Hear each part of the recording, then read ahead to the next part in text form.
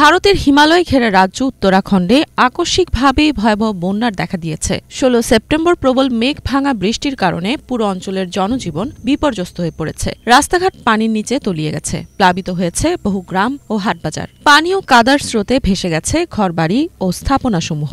পুরো এলাকায় যেন ভয়াবহ ধ্বংসের চিত্র ফুটে উঠেছে। ফলে এই দুর্যোগে সাধারণ মানুষের মধ্যে বিরাজ করছে চরম আতঙ্ক।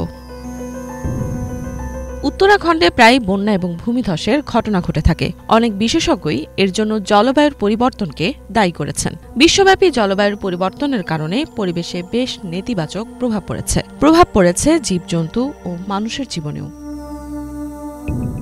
উত্তর ঋষিকেশের প্রধান সড়কগুলো বন্যার পানিতে ডুবে যাওয়ায় চলাচলে ব্যাপক বাধা সৃষ্টি হয়েছে।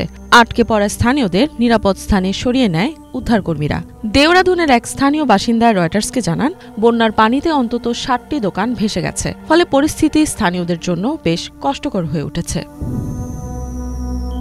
এদিকে গত কয়েক সপ্তাহ আগেও উত্তরাখণ্ডের ধারালি গ্রামে এক ভয়াবহ বন্যার দেখা দেয়। কাদামাটির স্রোতে মৃত্যু হয় কমপক্ষে ৪ জনের, নিখোঁজ হয় প্রায় ৫০ জন মানুষ।